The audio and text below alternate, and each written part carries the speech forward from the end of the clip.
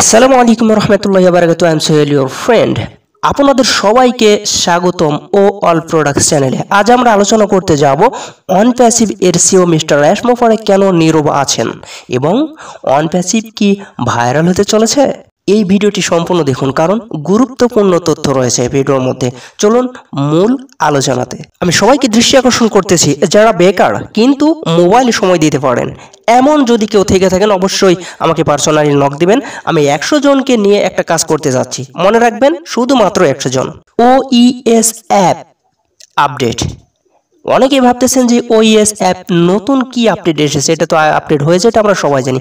সত্যি কথা বলতে এখনো বড় কোনো পরিবর্তন হয়নি বা আপডেট আসেনি, কিন্তু কাজ চলছে।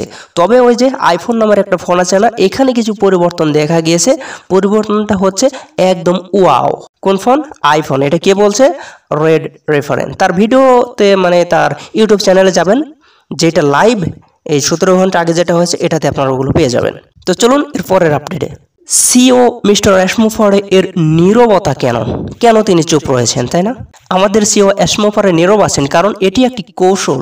তিনি আগে বলেছিলেন নীরবতাও একটি কৌশল।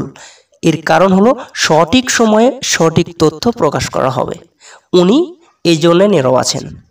এই জন্য একটু মানে খুশির দিকটাই বেশি বেশি যাচ্ছে। দেখা যাক এর পরবর্তী আপডেট আরও ভালো। ইনশাল্লাহ আপনারা ফুল ভিডিওটি দেখুন। ওয়ান প্যাসিভ কি ভাইরাল হবে, এটা সবারই প্রশ্ন। তবে আমাদের সিও মিস্টার র্যাশমোফারে বলেছেন আমরা ভাইরাল হব, হয়তো এমন কিছু আসতে চলেছে যা সবাইকে চমকে দেবে। ফ্রাইডে উনি লাইভে এমন কিছু ইঙ্গিত দিয়েছেন, মানে এমনটাই।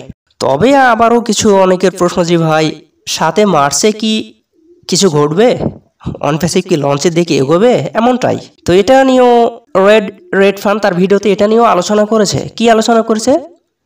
তবে এটা বলা হয়নি, উনি তার ভিডিওতে বলেনি যে এটা 7 মার্চেই হবে, কিন্তু উনি অনুমান করেছে।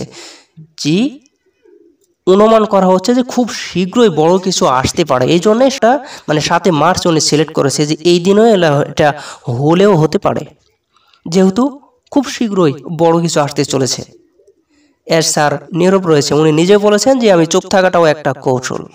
এই জন্যে রেড রেফারেন্স 7 মার্চটাকে কিছুটা একটু ইঙ্গিত নিয়ে আসার চেষ্টা করেছেন। তবে দেখা যাক 7 মার্চ আসতে তো আর দেরি নেই।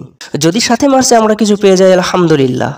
তবে উনি কিছু ধারণা দিয়েছেন যদি 7 মার্চে আমরা কিছু পেয়ে যাই, পুরানো যে ইকোসিস্টেম রয়েছে এখানে যদি আমরা কিছু দেখতে পাই, তাহলে আমরা সবাই একদম হতবাক হয়ে যাব।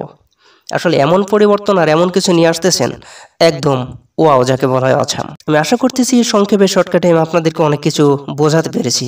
তবে দেখা যাক 7 তারিখ আসুক, তাহলে আমরা একটা কিছু বুঝতে পারবো ইনশাআল্লাহ। আশা করতেছি যেহেতু এটা বড় বড় লিডাররাও এই একই স্বপ্ন দেখেছেন, হয়তো বা 7 তারিখে কিছু হতে পারে। তো যাই হোক, যেহেতু এর চুপ রয়েছেন, তিনিই বলেছেন যে চুপ থাকাটাও একটা কৌশল। তো বন্ধুরা, আপনারা কি মনে করেন অন প্যাসিভে কি বড় কিছু আসতে চলেছে? নিচে কমেন্টে অবশ্যই জানিয়ে দেবেন। ভিডিওটি ভালো লাগলে লাইক, কমেন্ট এবং শেয়ার করবেন। ধন্যবাদ সকলকে। আল্লাহ হাফেজ।